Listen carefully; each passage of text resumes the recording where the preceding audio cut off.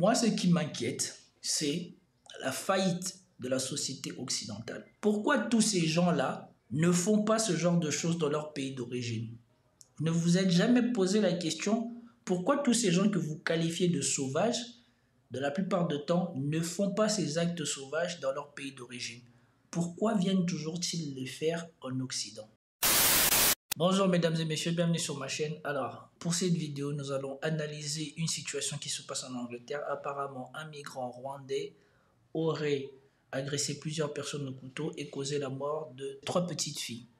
Donc, sans plus tarder, passons à l'analyse. Avant de passer à l'analyse, commentez, likez, partagez et c'est parti pour la vidéo. La piste terroriste pour l'heure écartée après une attaque au couteau qui a coûté la vie à 2 enfants. 11 blessés au total, dont 6 enfants qui seraient dans un état critique. Le drame s'est produit dans une école de danse dans le nord de l'Angleterre. On retrouve à Londres notre correspondante, Maëlys Septembre. Maëlys, le suspect, un jeune homme de 17 ans, a été rapidement interpellé par les autorités. Oui, et la police a donné plus de détails sur cette terrible attaque et sur le suspect. Il s'agirait d'un jeune homme de 17 ans qui a été arrêté. Un couteau a également été saisi par la police. Le jeune homme serait entré dans un centre communautaire de la ville de Southport, une cité balnéaire située au nord de Liverpool, où des enfants participaient, semble-t-il, à une activité dansante sur le thème de Taylor Swift.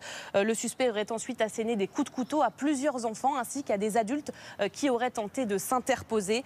Les témoins décrivent une scène cauchemardesque avec des enfants blessés, ensanglantés au sol. Une attaque au couteau extrêmement choquante et effroyable pour les habitants de cette petite ville.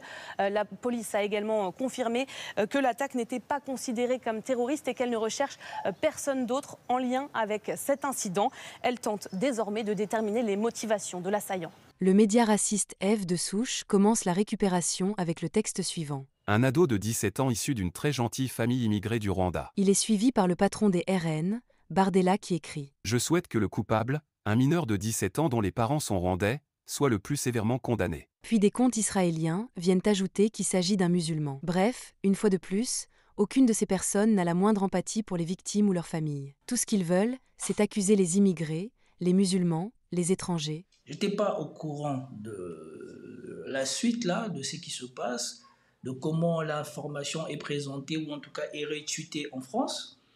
Toujours est-il que suite à cet incident, voilà les choses qui se passent en Angleterre. Il y a une partie de la population qui est clairement fâchée.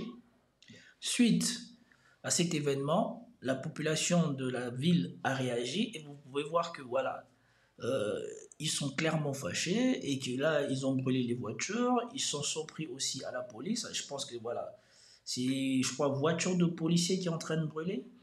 Et ici, vous pouvez voir que voilà, ils manifestent leur mécontentement face à la police. Et je ne peux pas faire traîner ces images parce qu'on ne sait pas comment ça va être perçu par YouTube. Et ici, vous pouvez voir aussi une partie de la population, regardez. Ils caillassent les véhicules de police. Alors, face à une telle situation, moi, il y a quelques petites choses qui me troublent. Cet agresseur rwandais a fait ça en Angleterre. La première des questions qui me trouble quand je vois ce genre d'image, déjà, pour commencer, toute ma sympathie et toutes mes condoléances aux familles de victimes. Pour ceux qui me connaissent, savent que je suis parent et j'ai déjà dit que moi, si jamais quelqu'un devait s'en prendre à mes enfants, probablement que cette personne, je le tuerais de mes propres mains. Je n'attendrai pas la police, je n'attendrai pas la justice, je n'attendrai rien de cela. Parce que j'ai déjà fait l'expérience de la justice de l'État et je peux vous garantir que la justice de l'État n'est pas la justice. La justice de l'État, c'est le droit. Et ça ne s'appelle pas la justice. Et donc, si jamais une chose comme ça devrait arriver ou devait m'arriver, si je suis sur place, la personne y passerait probablement. Et je comprends la réaction de la population. J'aurais sans doute fait pareil sous les coups de l'émotion ou sur le moment. Cependant, ici, on doit avoir un peu de recul par rapport à la suite des événements. Premièrement, ceux qui présentent l'événement pour se plaindre, comme les gens d'extrême droite.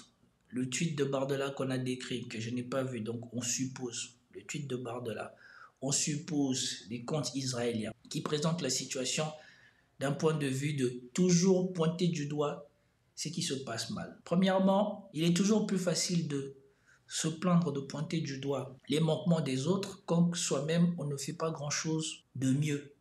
Jordan Bardella, il s'est présenté, il a fait une campagne de législative ici, on a vu la catastrophe que c'était. Il a validé des paroles racistes, il a validé des actes racistes, il a validé le fait qu'on envisage d'agresser les gens. Quelle est la différence entre ce que Jordan Bardella a validé et qui peut aboutir à des drames comme ceci et ce drame-ci? Moi, ce qui m'inquiète, c'est la faillite de la société occidentale. Pourquoi tous ces gens-là ne font pas ce genre de choses dans leur pays d'origine? Ne vous êtes jamais posé la question pourquoi tous ces gens que vous qualifiez de sauvages, de la plupart du temps, ne font pas ces actes sauvages dans leur pays d'origine? Pourquoi viennent toujours-ils les faire en Occident?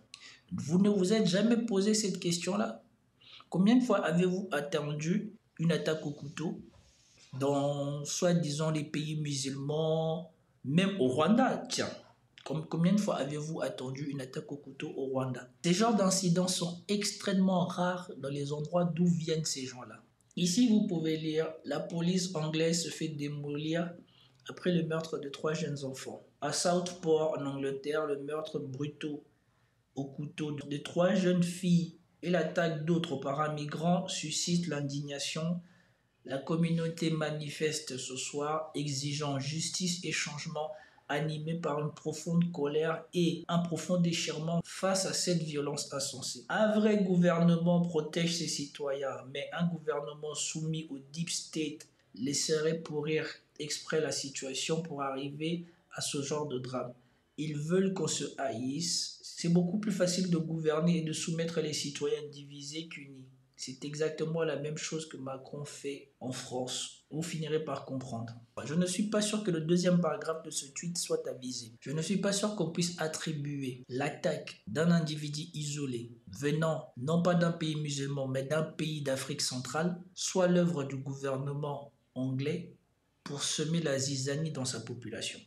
Je ne suis pas convaincu que c'est comme ça qu'il faut percevoir cette information ou cet événement. Je pense que cet événement traduit une faillite du système anglais par rapport à une immigration qui est peut-être excessive ou mal contrôlée, mais cette situation traduit aussi la faiblesse de la société occidentale.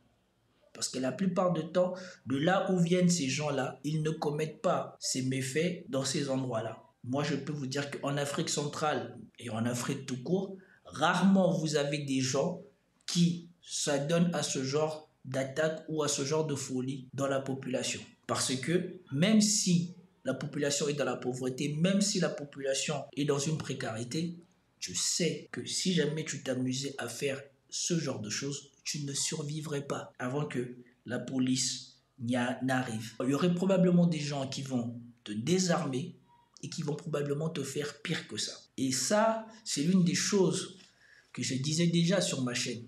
Cette société qui s'est dévirilisée et qui a désormais mis les hommes virils, les hommes forts en porte-à-faux dans cette société est en train de payer les conséquences de cela.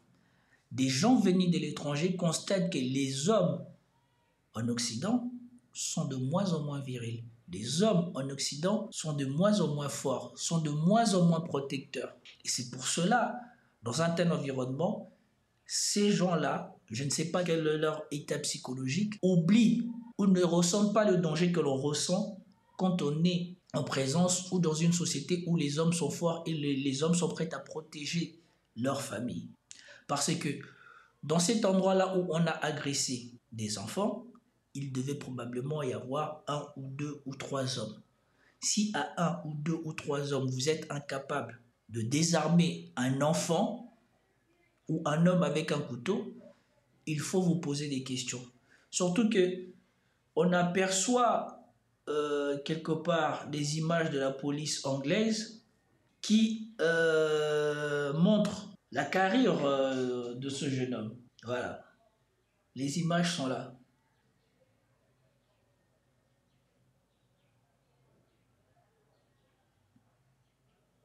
Le jeune homme ne semble pas impressionnant. Alors, comment se fait-il que, de plus en plus, on constate en Occident que des individus isolés sont capables d'agresser à plusieurs reprises des gens.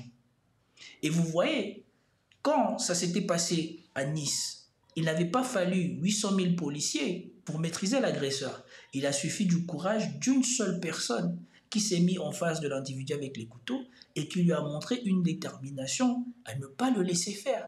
Et donc, le problème que moi je constate de plus en plus dans la société occidentale, dans des pays comme l'Angleterre, la France et tout ça, c'est le recul de la masculinité, c'est le recul de la virilité, c'est le recul du sacrifice, c'est le recul de la mentalité masculine qui veut que l'on protège. Dans ces sociétés-là, aujourd'hui, ils sont en train de payer les conséquences de leur propre choix.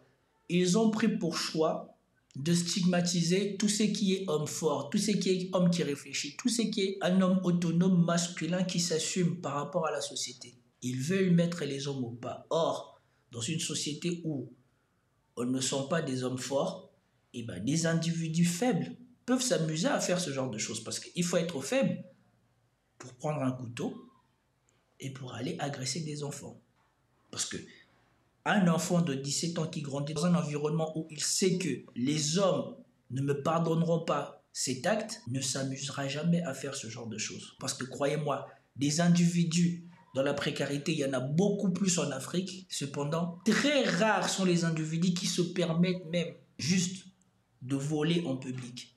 Mais là, l'individu se balade. J'ai vu plusieurs vidéos où on voit des gens se balader avec des machettes et des couteaux en public. Parce qu'ils savent que c'est une société de peureux. À partir du moment où tu as un couteau, tout le monde aura peur de toi. Or, en Afrique, si tu t'amuses à avoir un couteau et à te montrer menaçant, très vite, tu vas te rendre compte que même ceux qui sont sans couteau sont capables de te faire du mal. Pourquoi? Parce qu'il suffit de ramasser des cailloux, il suffit de ramasser des bâtons de bois, il suffit aussi de prendre des couteaux, de ramasser des chaises, tout ce qui va tomber sur la main, on va te le balancer sur la gueule. Et là, même avec ton couteau, tu auras du mal à résister à 10 personnes qui te balancent des trucs sur la tête ou sur le corps. Et donc, je suis extrêmement navré, je suis extrêmement peiné pour la famille des enfants et je comprends tout à fait la réaction de la population anglaise, mais je pense qu'il est temps de remettre en question l'orientation que les sociétés occidentales sont en train de prendre, particulièrement au niveau de leur masculinité. Parce que si des individus comme ça se permettent de faire ces choses-là, c'est parce qu'ils sentent que ces choses-là ne leur coûteront pas la vie. Et probablement c'est ça qui les laisse croire qu'ils peuvent faire ça. Alors, c'était tout pour cette vidéo. J'espère que vous avez apprécié. Si vous avez apprécié, commentez, likez, partagez et je vous dis à plus tard. Peace out.